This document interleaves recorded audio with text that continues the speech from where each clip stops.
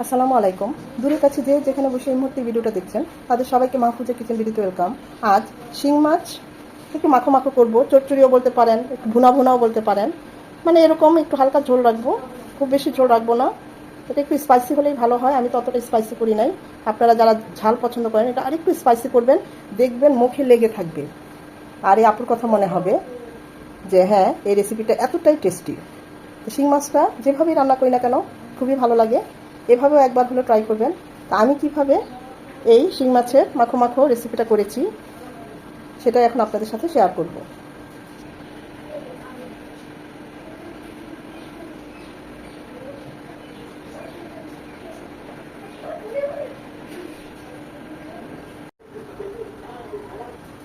শিং মাছ ভুনা করব বা তেল ঝাল করব, যে যেটা বলে। বেশ মোটামুটি মিডিয়াম সাইজের শিং মাছ আপনাদের ভাই নিয়ে এসেছে, তবে এগুলো একটু ছোটো সাইজেরগুলি খেতে ভালো লাগে আমার কাছে। এগুলো তো অনেক ডিম হয়েছে, তা আমি ঝামা দিয়ে ঘষে এভাবে পরিষ্কার করে নিয়েছি। এর আগে শিং মাছ কীভাবে পরিষ্কার করতে হয় সেটা ভিডিও আমার চ্যানেলে দেওয়া আছে, চাইলে দেখে নিতে পারেন।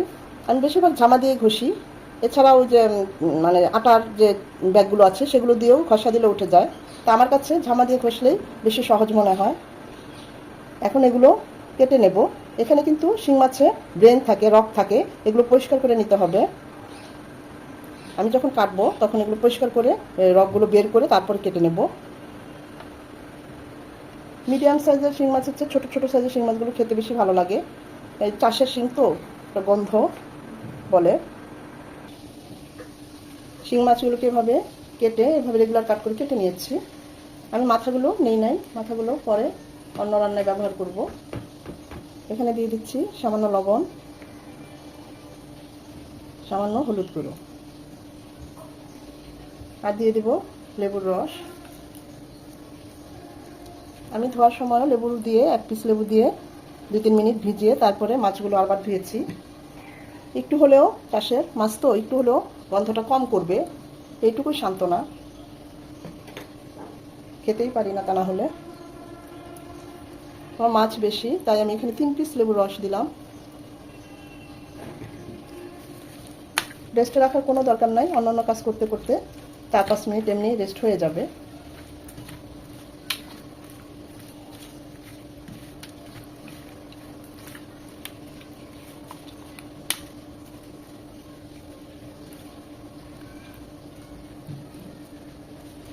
আমরা এখন চুলায় চলে যাব। শিং মাছগুলো ভাজার জন্য প্যানে দিয়ে দিচ্ছি সয়াবিন তেল।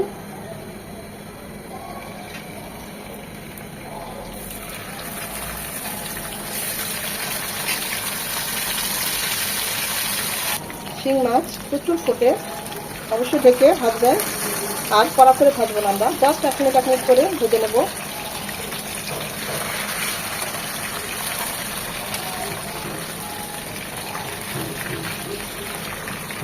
ওই পাশটা 1 মিনিট ভেজে নেব।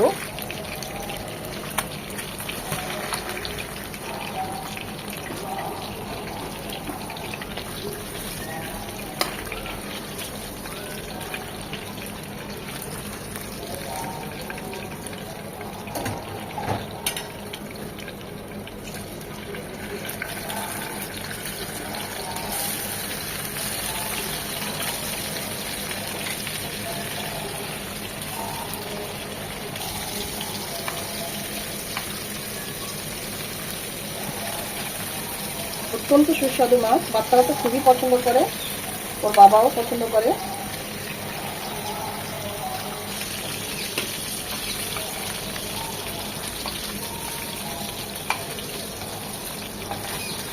যে কোনো মাছ আমরা রান্না করার জন্য যখন ভাজবো একদম হালকা করে ভাজবো, এতে মাছটা জুসিও হবে, খেতেও ভালো লাগবে, সুন্দর একটা ফ্লেভারও আসবে। কড়া করে ভাজলে হার্ড হয়ে যাবে, খেতে ভালো লাগবে না।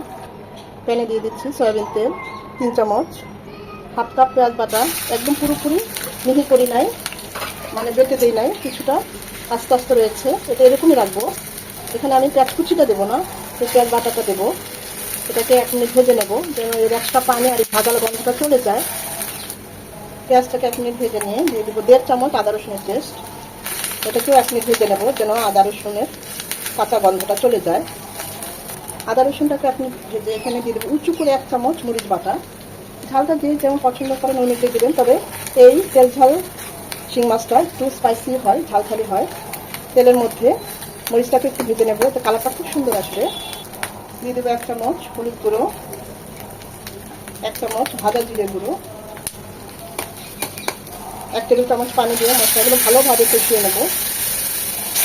আমি আরও একটু পানি দিচ্ছি। সময় নিয়ে মশলাটা খুব ভালোভাবে কষিয়ে নিতে হবে। মশলাটা যত ভালো কষানো হবে রান্নার টেস্ট তত ভালো হবে।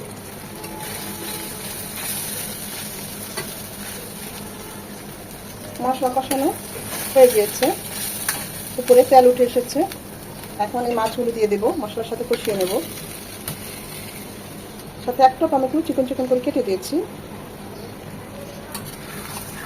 মাছ, মশলা, টমেটো কষিয়ে নেব যত টমেটো কাঁচা ভাবটাও চলে যায়। খুব আলতোভাবে নাড়তে হবে, তা নাহলে কিন্তু মাছগুলো আবার ভেঙে যেতে পারে।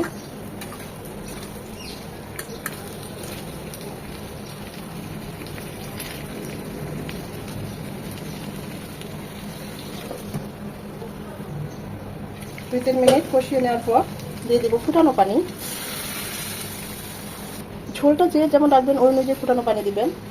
একটু মাখো মাখো রাখতে চাইলে কম দিবেন, আর একটু ঝোল ঝোল রাখতে চাইলে আর একটু বেশি দিবেন। আমি একটু মাখো মাখো রাখবো, তাই 1.5 কাপ দিলাম।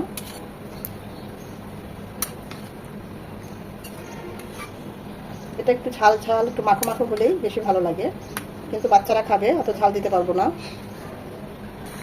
দিয়ে দেবো স্বাদ অনুযায়ী লবণ। আমরা কিন্তু মাছটা ম্যারিনেশনের সময় লবণ দিয়েছি, তাই লবণটা বুঝে দিতে হবে। আরও 1 চামচ ভাজা জিরে গুঁড়ো, 4টা কাঁচামরিচ মাঝখানে মাথাটা ভেঙে দিয়েছি, এতে কাঁচামরিচের ফ্লেভারটা বের হয়ে আসবে, কিন্তু ঝাল হবে না। এখন এটা রান্না করবো মিনিমাম 10 থেকে 12 মিনিট।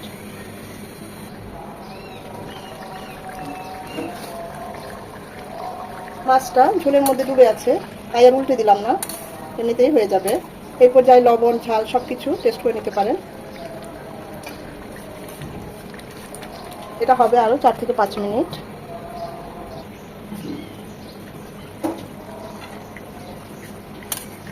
এত সুন্দর একটা ফ্লেভার চলে এসেছে না, মনে হচ্ছে দেশি শিং মাছ রান্না করেছি। সত্যি বলছি, অনেক ভালো একটা সুন্দর একটা ফ্লেভার চলে এসেছে। আমি তো আরেকটু মাখো মাখো করবো, আপনারা চাইলে এই ঝোলটুকুও রাখতে পারেন, গরম ভাতের সাথে ভালোই লাগবে।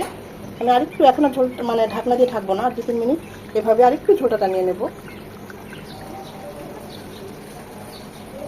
মাশাআল্লাহ, কালারটা কত সুন্দর এসেছে দেখুন। অসম্ভব মজা হয়েছে, টেস্ট করেছি, অনেক মজা হয়েছে। সবশেষে ধনেপাতা কুচি দিয়ে নামিয়ে নেব।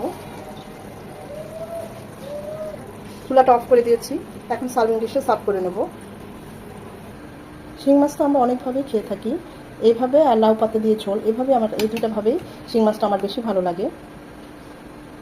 আর এভাবে বাটা মশলা দিয়ে করলে তো আর কথাই নেই, অসম্ভব ভালো হয়। যারা এভাবে শিং মাছের চচ্চড়ি বা ভুনা যেটা বলে খান, আমাকে কমেন্ট করে জানাবেন।